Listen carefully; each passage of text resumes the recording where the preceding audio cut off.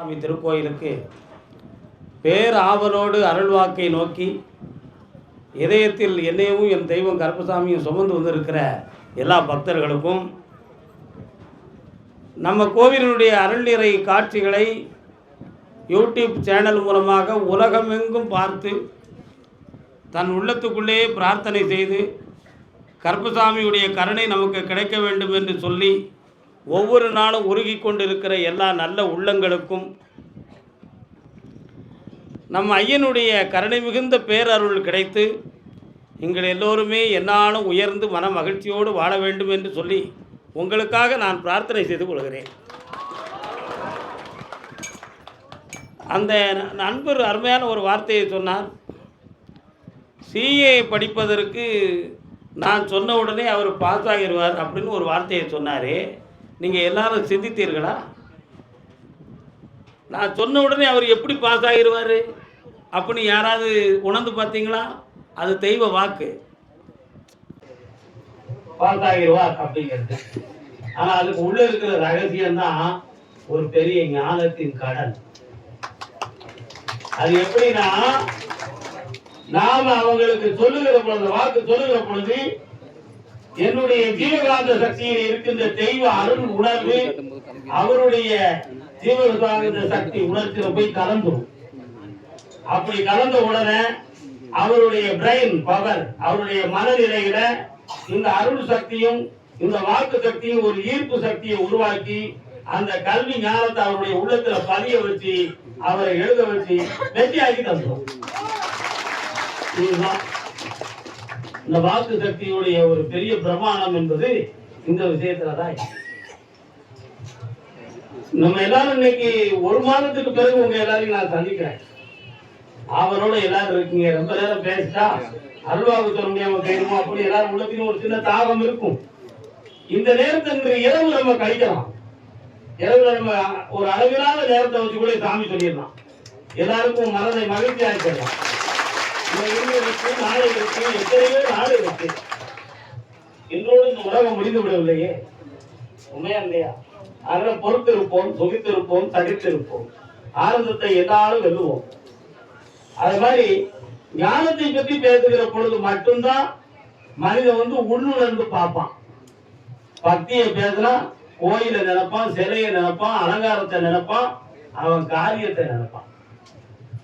ஆனா ஞானத்தை பேசுகிற பொழுது உணர்வு, அறிவு, மனம் இவைகளுக்கெல்லாம் அப்பாற்பட்டு இருக்கிற ஆத்மா என்னும் ஒரு புனித சக்தி, இவைகளையெல்லாம் உணர்ந்து பார்த்து வந்தா அது ஞானம். சித்தர்களுடைய ஞானம் எப்படிப்பட்டது? அந்த ஆத்மாவை தன்னுடைய புலன் பொறிகளில் இருந்து தனித்து நிற்க வைத்து அதை தன்னுடைய ஆதாரங்கள் மூலமாக வெளியே எழுப்புகின்ற பேராற்றலை அடைந்தவன் தான் சித்தன். ஒருவர் மீது தன்னுடைய பிராணனை செலுத்துகின்ற ஆற்றல் உடையவன் ஒரு சித்தன். அதுக்காக நீங்க இந்த ரெய்கிங்கிற ஒரு விஷயத்தை நீங்க நடத்துறாதீங்க. அது ஒரு பிராண சிகிச்சை, அதுவும் ஒரு ஞானத்தின் ஒரு பகுதி. ஆனா இது சித்த ஞானம் என்பது அப்படி இல்லை. அப்படி ஒரு மனநிலைகளையும் ஆன்மாவையும் புதிய சக்தியை உருவாக்குகிற ஒரு பதிவு தன்மையை உருவாக்குகிற விஷயம்தான் ஞானத்தினுடைய பக்குவம் என்பது. ஒருவருடைய உள்ளத்துல நாம நினைக்கிறத நினைக்க வச்சிடலாம். ஒரு ஞானி நினைக்கிறத ஒரு சராசரி மனிதனை நினைக்க வைத்து விடலாம். ஒரு ஞானி நினைப்பதை போல ஒரு சராசரி மனிதனை வாழ வைத்து விடலாம். அவன் தான் சித்தனாக இருக்க முடியும். என்னை தேடி வந்திருக்கிற ஒரு நண்பன்கிட்ட நான் சொன்னேன், 3 மாதங்களுக்கு உனக்கு கால சூழ்நிலை சரி கிடையாது மகனே, உன் ஊரை விட்டு நீ போயிருப்பா, போய் கொஞ்ச நாள் மாத்தி இரு, உனக்கு எந்த ஆபத்தும் வராதுன்னு நான் சொன்னேன். சரி சாமி, உங்க சொல்ல நான் மீள மாட்டேன் அப்படின்னு அவன் சொன்னான். மீள மாட்டோம்னு சொன்னான். வீட்டுல போய் அவனுடைய நண்பர்கள்ட்டையும் வீட்டில் உள்ளவர்கள்ட்டையும் போய் சொல்லுகிற பொழுது அதுல சில நண்பர்கள் சொன்னாங்க, இவர் என்ன கடவுளாடா, இவர் சொல்லி உனக்கு நடந்துற போது நீ ஊரை விட்டு போய் உட்காரணும்னு நினைக்க, வரக்கூடியது எங்க இருந்தாலும் வரணும்டாடா, நீ போக வேண்டாம் நீ இதெல்லாம் போய் நம்பிக்கிட்டு இருக்கேன்னு சொன்னான் அவனுக்கு. இந்த வார்த்தையை ஒருத்தன் சொல்லுகிறான் என்பதை நான் வந்து இங்க இருந்து புளியரை வந்து நான் உணர்ந்துகிட்டு இருக்கேன். இப்படி ஒரு சம்பவத்தை நடக்கிறது அப்படி என்பதை நாங்க தெரிஞ்சுக்கிட்டு இருக்கேன். ஆனா நடக்கிற இடமும் தமிழ்நாட்டினுடைய கடைசி பகுதியில அவன் போய் உட்கார்ந்து இதை பத்தி பேசிட்டு இருக்கான். எங்க இருந்தாலும் எனக்கு தெரியும் என்பதை உங்களுக்கு நான் சொல்றேன். 3 மாதம் அவனுடைய உள்ள வந்து கூறுது, சாமி நம்மள 3 மாதம் போக சொல்லிட்டாரு, ஆனா நம்ம போகல, இவங்க இப்படி சொல்றாங்க, என்ன செய்யணும் தெரியாம சரியா சாப்பிடாம மன நிம்மதியா வச்சுக்கிற முடியாம குழப்பம் அடைந்து கொண்டே இருக்கான். கடைசியில என்னன்னா ஒரு முடிவு எடுத்து ஊருக்கு போறான். போகணும்னு சொல்லி பஸ் ஸ்டாண்டுக்கு போகும்பொழுது எந்த நண்பன் போகாதுன்னு சொன்னானோ அவன் வந்து குறுக்க வந்து நிற்கிறான். என்னடா இங்கே புறத்து போறியா அப்படின்னா, அவன்ப்பா அப்படி மெட்ராஸ் வர போயிட்டு வரணும்னு நினைக்கிறேன்.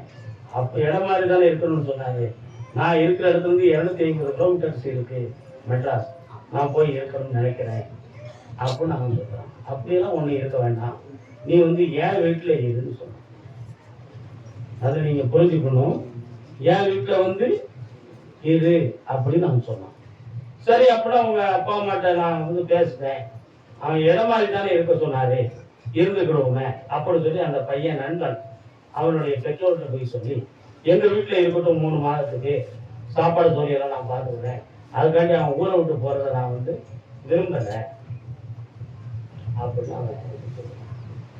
ஆனா அவங்க வீடு எப்படி வீடு அப்படின்னு சொன்னா, பழைய காலத்து தகர கொட்டாரத்து வீடு. அந்த வீட்டுல ஊடால வந்து பரன் மாதிரி மேல போட்டு அதுல வந்து சில பொருள்கள்லாம் வச்சிருப்பாங்க. கீழே வந்து சமையல் சாப்பாடு சௌகரியம் தங்கும் வசதி எல்லாமே இருக்கும். ஏதாவது பொருள் வேணும்னா ஒரு ஸ்டூலை போட்டு மேல இருந்து எடுத்துக்கலாம். அப்படிப்பட்ட ஒரு வீடு. அந்த வீட்டுல போய் அவன் வந்து உட்கார்ந்துருந்தான், படுத்திருந்தான்.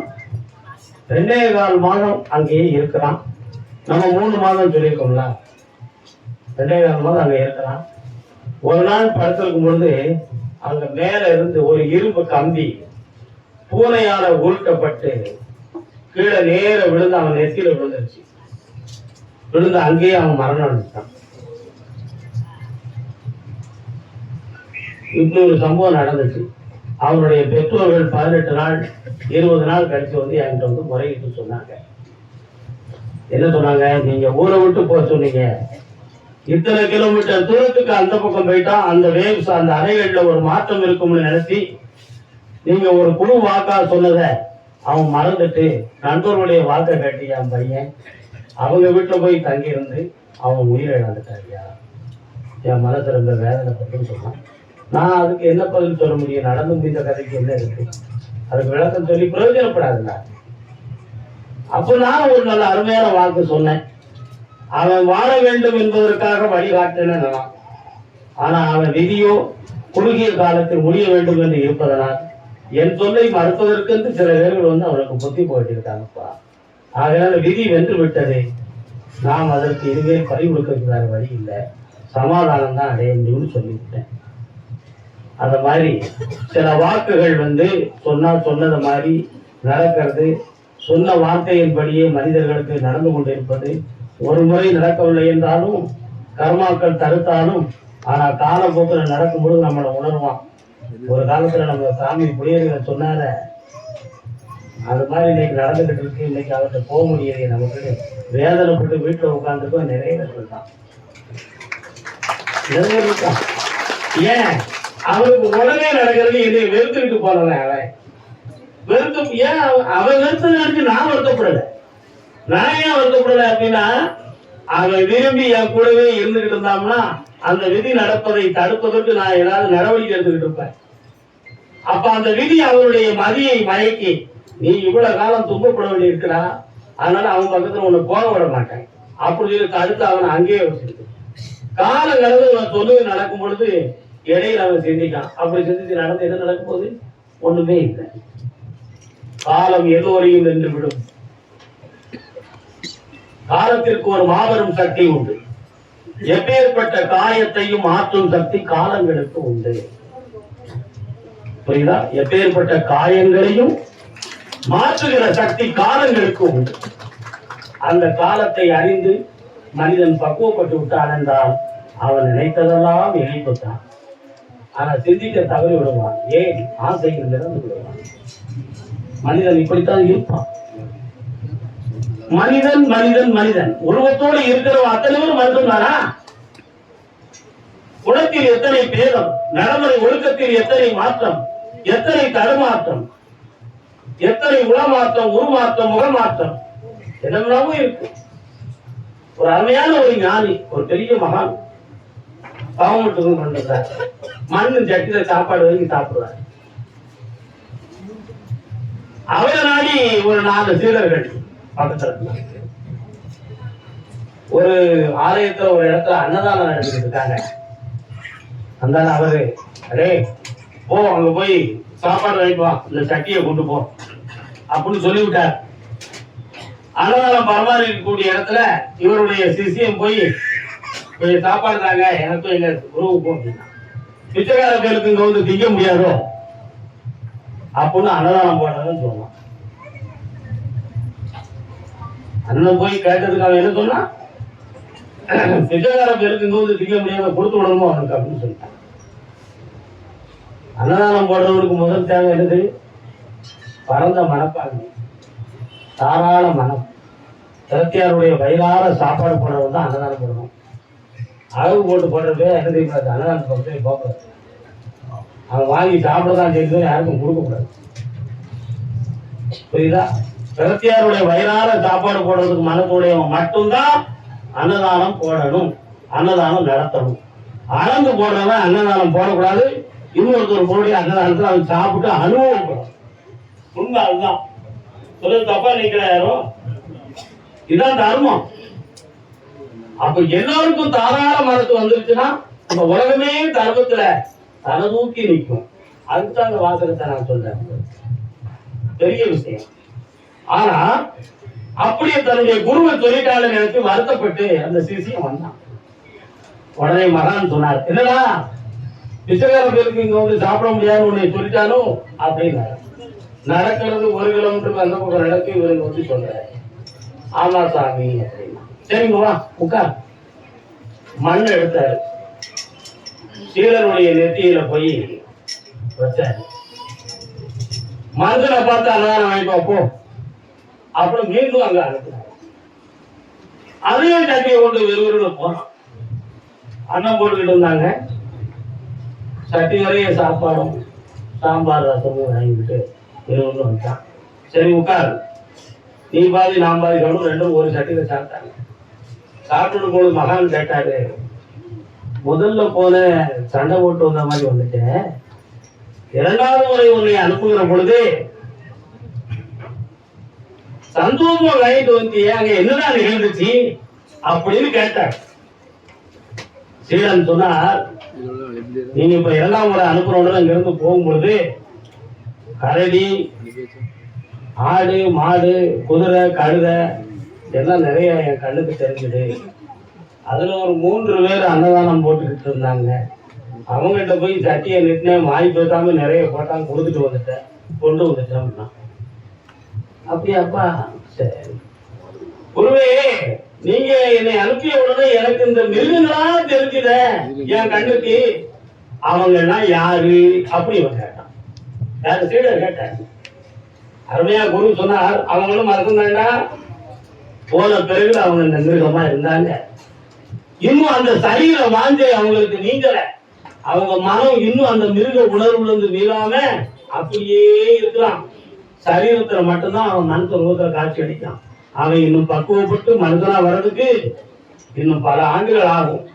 பல ஆண்டுகள் ஆகும் என்பதை ஏன் சொல்றோம், நீ பார்த்த 3 பேரு அந்த நிலையிலிருந்து மாறுவதற்கு 21 வருஷம் ஆயிருக்குப்பா. அந்த 3 பேரும் 21 வருஷம் கழிச்சுதான் மனிதனாவே காட்சி அளிச்சிருக்கான் உனக்கு. அத மாதிரி இவங்க இன்னும் பக்குவப்பட வேண்டியது நிறைய இருக்கு மகனே. அதை நீ புரிந்து கொள்வதற்கு தான் இந்த ஞான சக்தியை உனக்கு நான் கொடுத்தோம்னு சொன்னேன். அப்போ மனிதரெல்லாம் மனிதர் இல்லை. மனிதன் எல்லாம் தெரிந்து கொண்டான், வாழும் வகை புரிந்து கொண்டான்.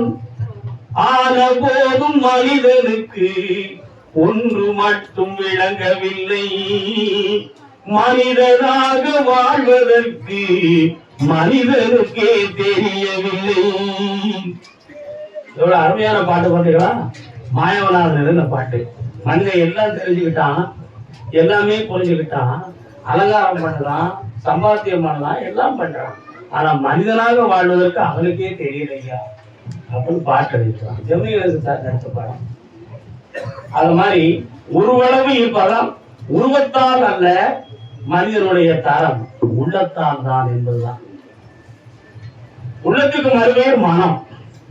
இனத்தால் அல்ல உயர்வு, பணத்தால் அல்ல உயர்வு. ஏதோ இருக்கு, உயர்ந்த மனதால் மட்டும்தான் உயர்வு இருக்கு. அதனால மனதை தெளிவுபடணும், மனதை உயர்த்தணும், மாதிராக மனமா இருக்கணும். அந்த மனதுக்குள்ள ஈர்த்தல் வந்து குடியிருப்பான், எல்லாரும் உயர்வாக இருப்போம். ஆனந்தமாக மகிழ்வோம், அருள்வாக்கை தொடங்குவோம், புனிதமடைவோம், புனிதமாக இருப்போம்.